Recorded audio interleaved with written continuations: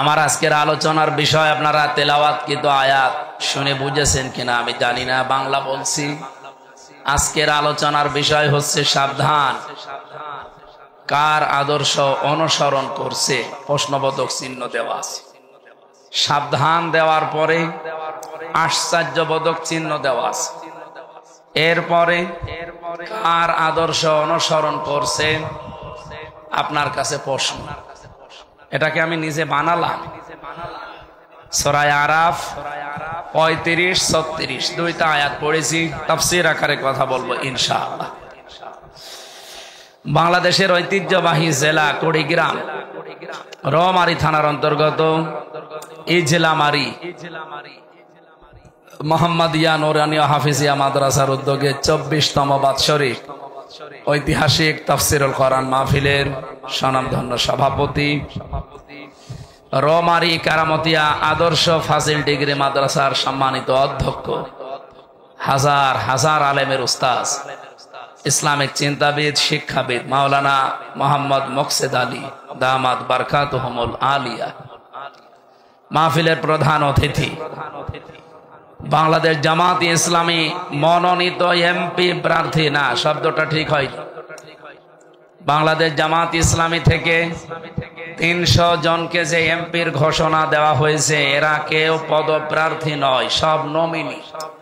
আমাদের উপরে চাপিয়ে দেওয়া হয়েছে। এই 300 নমিনি যারা আছে, কেউ যদি জোর করে বলে যে আমারে দেওয়া লাগবে, তারে ভোট দেওয়া যায়। আর আমি যতটুকু জানি, আমি নিজেও তো কুষ্টিয়া 3 আসনের নমিনি। সুতরাং বাংলাদেশ জামাত ইসলামীর সারা বাংলাদেশে যেখানে মনোনীত এমপি প্রার্থী বলবেন না, লিখবেন না, বাংলাদেশ জামাত ইসলামী থেকে মনোনীত নমিনি। এটা আপনারা এই নিয়ম নীতি জানেন কিনা জানি না। উনি জোর করে কিন্তু আসেন না। ওনার এই আসনে থানা আছে 3টা।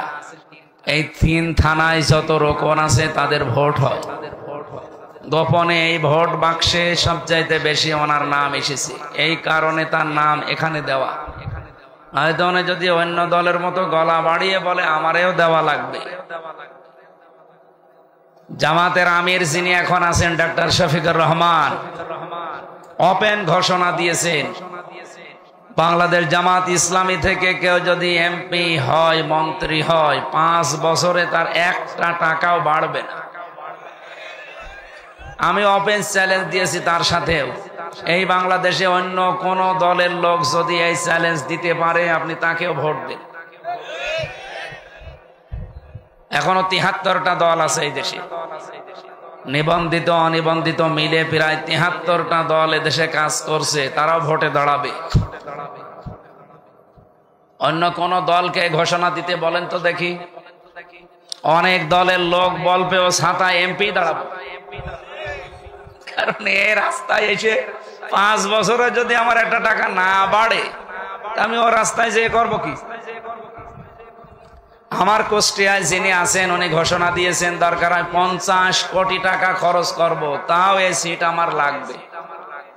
আমি মাঝে মাঝে মনে মনে প্রশ্ন করি যে 50 কোটি টাকা খরচ করবে কোন লাভের আশায়? কথা বোঝে?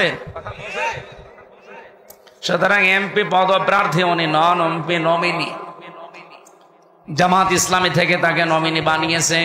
যদি এখন জামাত মনে করে না ওনারে দরকার নেই, অন্য কাউকে লাগবে, গোপন ব্যালটের মাধ্যমে যে ভোট হয় রোকনদের, যদি অন্য কারো নাম আসে, কালকে ওনারে পাল্টিয়ে দেবে। এটা পাল্টিয়ে দিলে যদি মন খারাপ হয়, ওনার সমস্যা আছে।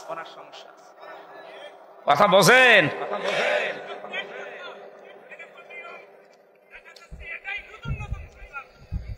দ্বিতীয় তাফসীর কারক হিসাবে এখানে এতক্ষণ কথা বলেন, সময় পাননি। উনিও একজন আলোচক, মানের আলোচক। আমরা জানি মাওলানা হোসাইন মাহফুজ চুয়াডাঙ্গা থেকে এসেছে। আসলে আমি সেই ফজরের পর থেকে শুরু করে রাত 8টা-10টা পর্যন্ত এখন বাইরে থাকি।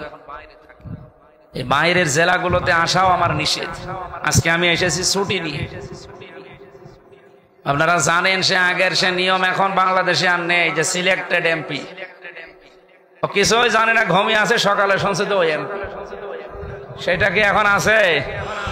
এখন দুয়ারে দুয়ারে যাওয়া লাগছে, মানুষের ঘরে ঘরে, ডোর টু ডোর প্রতিদিন। আর আমার এলাকায়, আমার আসনে 2টা থানা, 4.5 লাখ ভোট। চিন্তা করেন তো কি বড় এরিয়া। এই বিশাল এরিয়াতে প্রতিদিন এই সকাল থেকে সন্ধ্যা পর্যন্ত, এমনকি রাত 10টা 11টায় আমার বাড়ি আসা লাগে। 5টা 6টা 7টা 8টা 10টা করে প্রোগ্রাম। আমি এত দূর আসবো কি করি? আমি বলেছিলাম যদি আশপাশে কোনো জেলায় নিয়েও যান, এসার পরে তুলে দেবেন, অন্তত রাত 9:30 10টায় যেন শেষ হয়ে যায়। বাড়ি যেয়ে ঘুমাবো, আবার সকালে আপনারা আমারে ফের নিয়ে চলেন। নয়তো এখানে যদি রাত 12টা বাজে বাড়ি যেতে, আবার সকাল থেকে তো শুরু। জালেমরা 3টা বছরে আমার এই শরীরের উপরে এমন কোনো 1 ইঞ্চি জায়গা নেই যেখানে টর্চার করে নাই। এই 3 বছরে ফাঁসির কন্ডেম সেলের ভেতরে, বিশেষ করে রিমান্ডে থাকাকালীন ওই মাটির নিচে আয়না ঘরে বহু টর্চার করেছে। এই জন্য শরীর স্বাভাবিক হতে আরো সময় লাগবে। তার উপরে যে বিশাল দায়িত্ব চাপিয়ে দিয়েছে সংগঠন, সততার সাথে আঞ্জাম দেওয়ার যে শরীর দরকার, আল্লাহ যেন ওই রকম সুস্থতা আমাকে দান করেন।